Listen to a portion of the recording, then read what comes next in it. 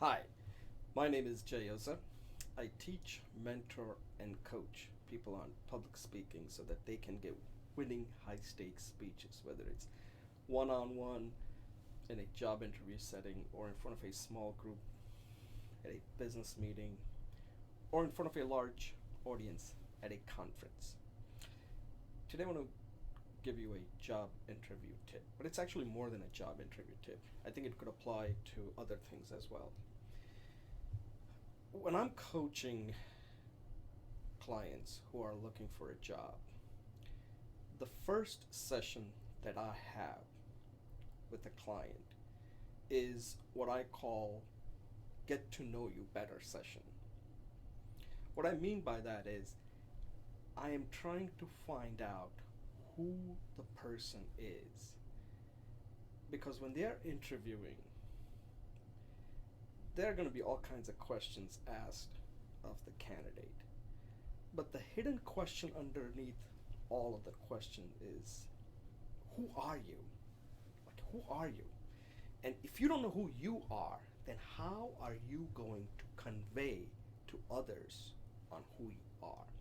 Now, this is not a simple exercise. This can take more than an hour by the time I get to know the person well. It's not a therapy session, but I need to find out from the beginning to the current state and maybe even the future what the person wants to do. Who is this person that I'm working with? Because if I don't know who the person is, I can't create a narrative. And if you don't have a narrative, believe me, you're not going to be able to resonate and convince somebody else. Or that person is so clueless that it wouldn't even make any difference who they interviewed.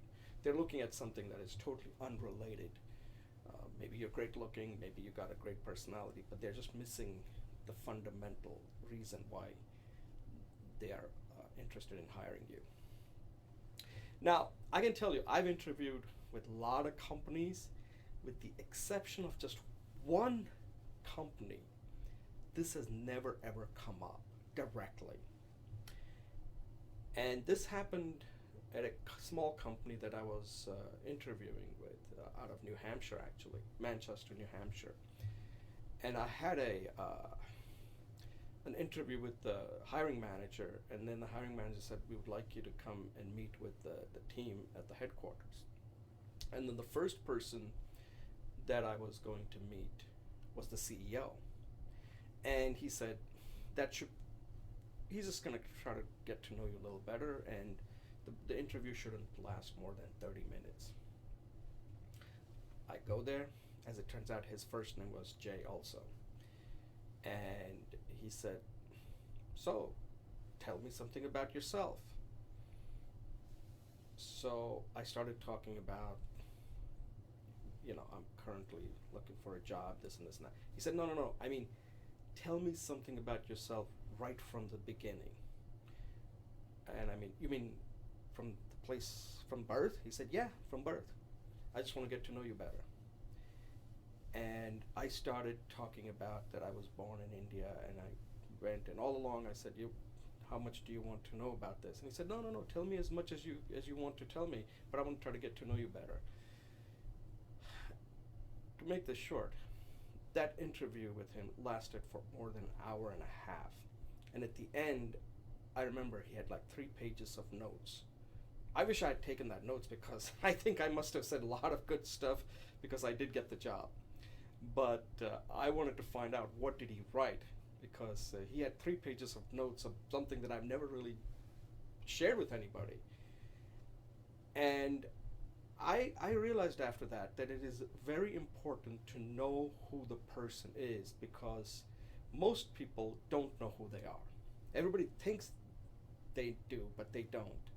And when I'm coaching clients, it is very important, because if they don't know who they are, they're not going to be able to convey that in any questions that's asked of them on who they are and why they do what they do and what exactly do they do. I think it's very important. So that brings me to a current situation that we all just saw recently transpire. And this has to do with Mitt Romney, who was the Republican presidential candidate in 2012 who lost to Barack Obama.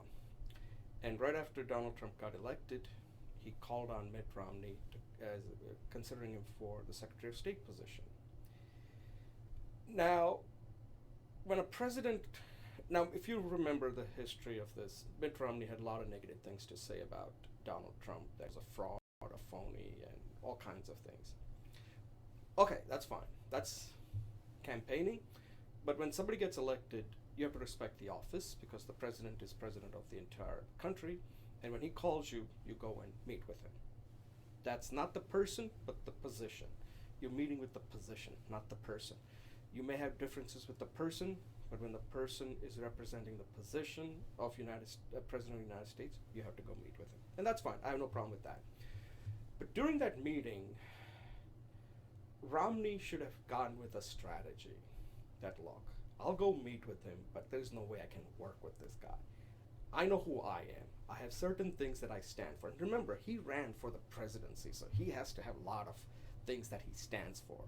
And if you don't stand for anything, then why are you doing anything? That's, I always ask people, if you don't stand for anything, then you're wasting people's time and your time.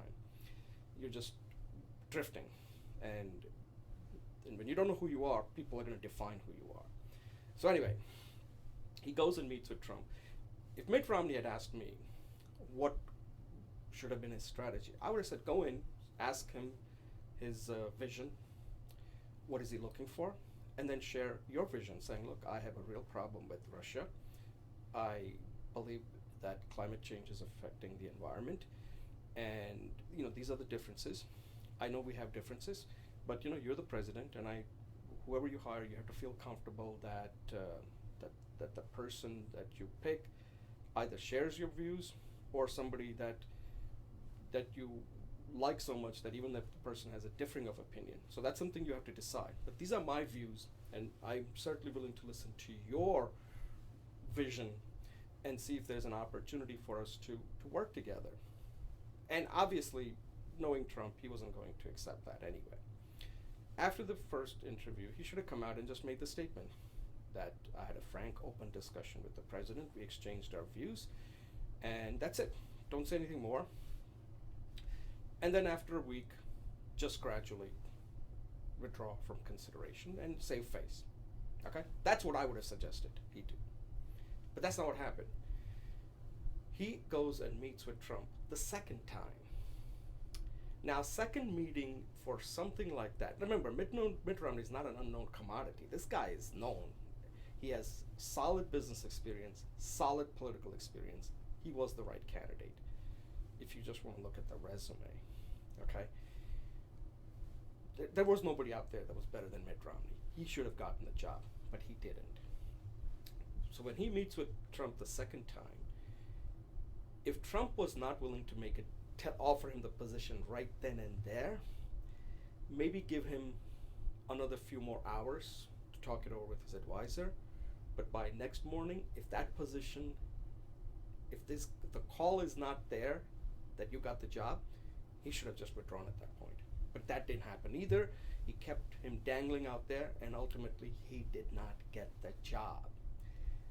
That is something that Mitt Romney should have never allowed that to happen. It hurts his brand. It makes him look like a chump. Why do that? Here's a guy who is highly qualified. He's rich. He doesn't need to put up with all this nonsense. But he doesn't know who he is. If you know who you are tough. When you don't know who you are, you become weak. And this is the advice I always give candidates. Something you own. The toughness comes from knowing who you are. No matter who you're interviewing with, if you're not tough, means knowing who you are, then you're going to be weak. And when you're weak, you rarely ever get what you want. You got to be tough. Know who you are in any situation so that you don't get jerked around the way Mitt Romney did. Now, Mitt Romney is not at a low-level job. Many of you who are watching are trying to get a job at a company. We're not talking about one of the top positions in the world, second, third top position in the United States. But even then, people make this fundamental mistake. Now, there's one thing that I sincerely believe in, that when you interview people, when you interview somebody first time, you should have a 60% idea that you're getting the job.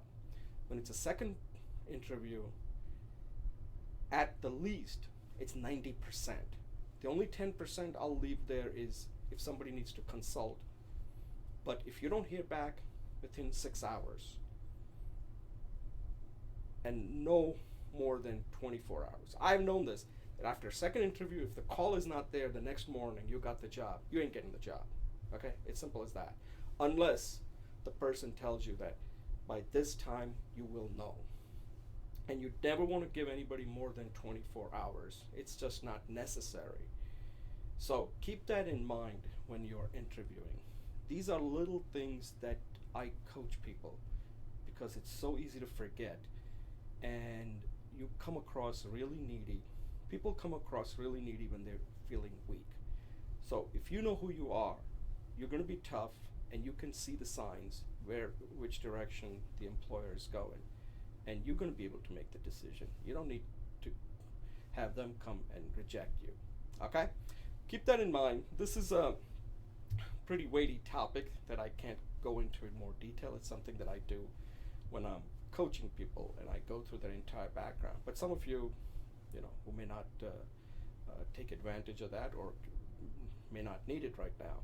But keep this in mind if you know anybody out there who's currently looking for a job. If you can't get this right, you're in deep trouble. It just never works out well. And I've just given you example where I was the other end, where somebody really wanted to know me, who I was, and the person made the decision based on that. And I gave you an example of the third most important position of a candidate who should have gotten a job, but the candidate didn't know who he was. And as a result, he got jerked around and didn't get the job. So keep that in mind when you're either interviewing for a job or trying to get a date or whatever, sale, whatever. This is a very fundamental thing that applies just about everything, but especially when it comes to getting a job. Let me know what you think, and if you ever need any help with coaching for a job, I'm here. Good luck.